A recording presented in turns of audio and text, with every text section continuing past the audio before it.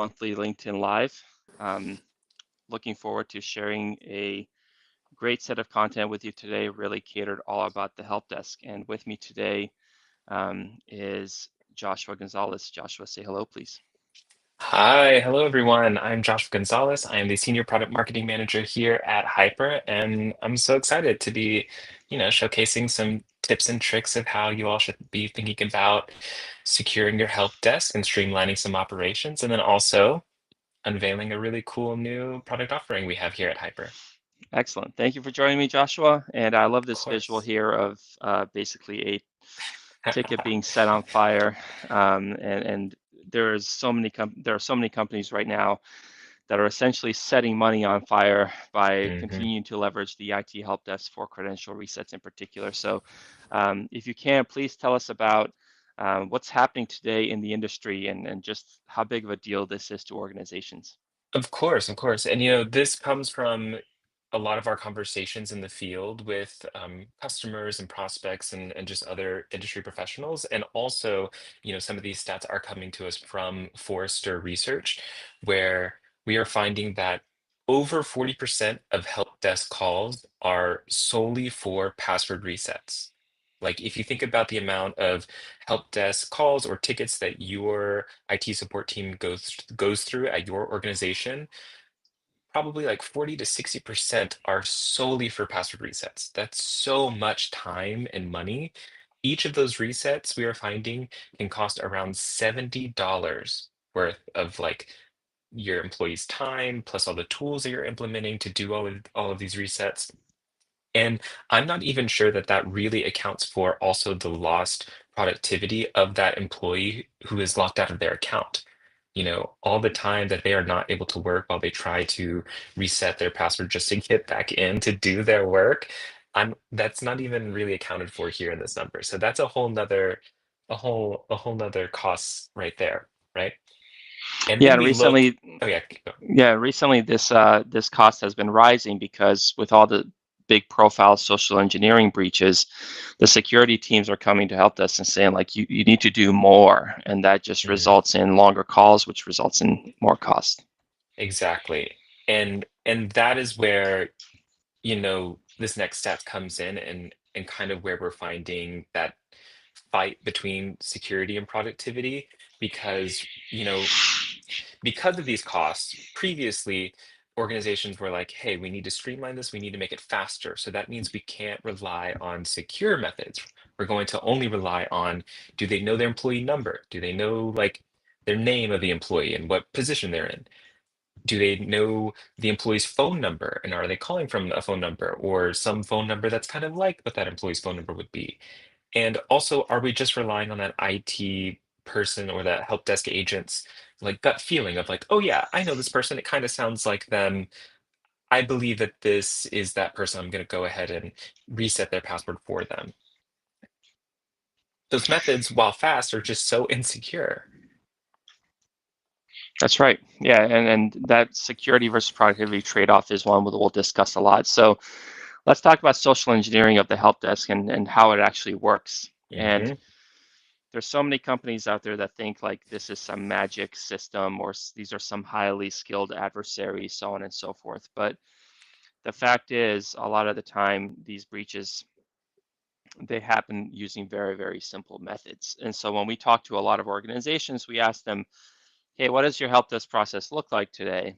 And oftentimes, if somebody calls the help desk, they're asked for a couple of pretty simple questions. And many organizations use things like, um, well, what is your date of birth or the date that you hmm started or your manager's name or some combination of things like that. And these things are all pretty simple to figure out. And what hackers are doing is they're calling the help desk, they're talking to the people on the other side of the line, and they're getting these questions. And then what they do is they hang up the phone with the help desk, they pick up the phone again, they call the person that they want to impersonate, and they tell them, hey, this is your IT security team. We just want to confirm your security questions to make sure they're up to date. Can you tell me the last four of your social and your manager's name? and the person will answer. They'll call back the help desk, answer the questions, and then they'll get access to the organization. So Hmm. oftentimes it's as simple as that. They don't have to go through some massive process where they're writing like complicated viruses or whatever Hmm. else. They're just talking to people, having a conversation, and getting through their security systems. And so this is the weakest link in the vast majority of zero trust strategies across enterprises today. Identity is a pillar of any zero trust strategy, according to any reliable source. And unfortunately, it's the one that companies tend to struggle with the most because it requires behavioral change. It requires change management within their organization, and this is something that security teams can struggle with. What do you think, Joshua? No, exactly. And I also think back to the point that we hear a lot of times of, I think we're starting to see the kind of IT support teams and the security teams start to come together to solve this issue. But I still see some organizations struggling with that of like, oh, well, this isn't really like security's budget, so like I don't know how we best can help, or like I don't know who is really responsible here to really take the initiative and own this. So I can see like, those kind of conversations needing to happen even more so. Yeah, so let's talk about how the help desk looks today a little bit, because this is critical, and oftentimes, help desk doesn't report into or security; it reports into Hmm. IT, and so that budget has to come from somewhere. Whenever we think about implementing tools, and what we've seen many security teams do recently is they've started to take the credential verification or credential reset issue away from the help desk and move it into their security operations control. And guess what this does? It balloons the cost because security operations control people tend to be a lot more expensive than help desk people. And now they're not, now that they're doing employee verification over the phone, they're not focusing on all the other security critical issues that the business has. Hmm. And we're seeing a significant fragmentation of tools that companies are trying to use at the help desk level. So obviously they're talking to people over the phone. Sometimes companies will say, okay, you have to get on a Zoom or Teams call with me and you have to hold your driver's license up to the screen to show me that it's you. And that's not really very reliable. And they have a very difficult time auditing that entire interaction. Hmm. Yeah, that auditability is such a key factor here that I think people really don't think about until it's too late. And so that is a point that I really want to drive home for this LinkedIn Live, this session is that auditability piece. You have to have it. Yeah. And the other piece that's really, really critical is um, what if what if employees can't do a specific verification step? So we've seen many Mhm. organizations moving to trying to leverage document verification as the primary and only way of verifying an employee's identity. Well, guess what? A lot of times that fails or just doesn't work, or person can't get a good picture, or they lost their driver's license. Many instances, and the biggest pitfall that we see in that situation is they fall back to relying on those knowledge-based factors. Mhm. And so you're only as strong as your weakest link when you're verifying somebody. And so being able to securely audit and have step-up methods for when existing controls fail is really critical. Mhm. So I think what we can talk about is what does a healthy and robust help desk support flow look like? Mhm. And then we'll give the group a brief demonstration, and leave them with some pointers in terms of what they can do for their businesses moving forward. Let's do it. Sweet. So what we're going to show you all in this demonstration is an example of a flow that you can leverage in conjunction with your help desk.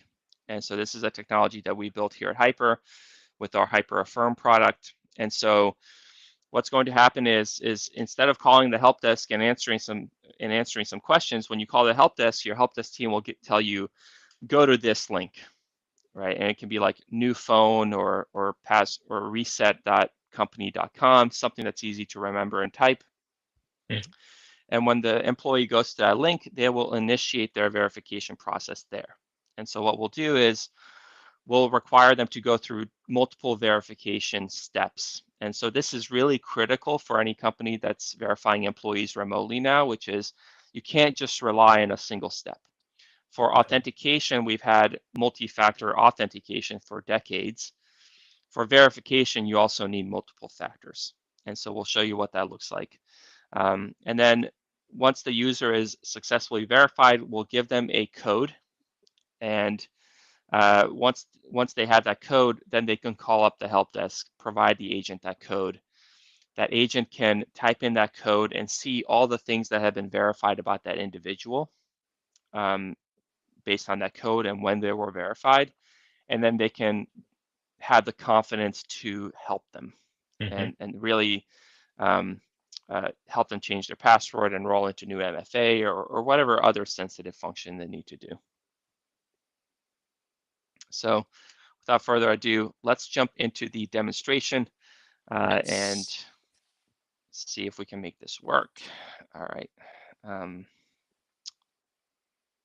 And I think a big point here too is that whole identity verification is kind of happening outside of the help desk agent's work, right? Like it's being self-service for that employee and it's very automated for that employee. So you're saving all of that time with this really robust identity verification that the help desk agent doesn't have to spend all of their time going through. And that's just, going to really help save them. Yeah, it's less frustrating for the employee, right? They don't have to sit Mhm. there and think about what car they drove in 2007 for 10 minutes, right? And so Yeah. it's a lot, it's a better experience for everybody. So let's show what it looks like. So this is the end user. They're going to go on a computer and they're going to go through this verification process, okay? And so in order to go through the verification process, first thing they'll do is just put in their username. And what will happen here is HYPR will go into their source of truth, whether it's Workday, their identity system, their HR system, whatever they have. And it'll tell them like, hey, we see a phone number here that you have that ends in 966. Can you please verify that phone number? They'll verify the phone number, and then they'll be asked to put in a one-time code that is texted to them. Now, SMS OTP has its own security issues, but it's Mhm. really important that we use it as a means to start the clock, which then also enables us to verify this person's location. So now in this verification process, we know that they have the phone number that they provided when they first joined. We verify their device, we verify their location, and now what we're going to try to do is ask them to provide their government issued driver's license. And so what they'll do here is since it's much easier to take a photo of your driver's license on your phone, they'll scan a QR code with their phone, and they'll be asked to take a photo of the front and back of their driver's license. Right, so this is pretty simple to do, and it's quite reliable. So at this point, we know we verified their phone, we've verified their location, we compare that to their address on file, and now we can verify their government issued ID, and even require them to ensure that um, the face that the selfie that they take on their phone matches the face that's on their driver's license. So at this point, we've done several factors of verification. And once this employee is verified, we will give them that help desk code. Okay. And so this help desk code that they get, oops, sorry. This help desk code that they get is going to give them a one-time code. It's listed here. And what they can do now is they can call up the help desk, and the help desk is trained to accept this code, and they have a system that HYPR provides to enter these codes. So the employee will say, I just went through the verification process, here's my code. And what we can do here is the help desk employee can type that code into the HYPR system, and once they type that code in, they can see the details of that verification, right? And so they can see this employee has when they were verified, how they were verified. They were 6 miles away from their address on file.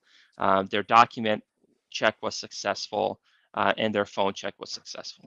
So now the help desk person can say, okay, well, thank you for providing me that. Now I can change your password, enroll your MFA or whatever else. So, and this, you know, the bulk of this interactions happens completely self-service out of band independently. And so that way the help desk isn't spending, you know, 10, 15 minutes on the phone with an individual. It's a 30-second type of verification that they can do. Mhm. And again, like going back to what we were talking about earlier, all of this is auditable, right? It's all there. If there's any questions about any of the verifications of the outcomes or anything within that process, you can always go back to it, and those logs are there for you. All right. Well, so if you're interested in HYPR Affirm, this is how you can leverage our tools for the help desk. This improves the user experience. It really stops that social engineering in its tracks. And this process can be used anytime you want to verify somebody's identity, not just at the help desk. You can do this if they're accessing a privileged system, if they're being Mhm. onboarded as a new employee, a multitude of scenarios. And so I hope this session was useful for you. Joshua, thank you for joining me. Thank you, Um, Boyan. and this recording will be made available as well if you want to share it with friends, family, loved ones. Thank you all so much. Thanks, everyone.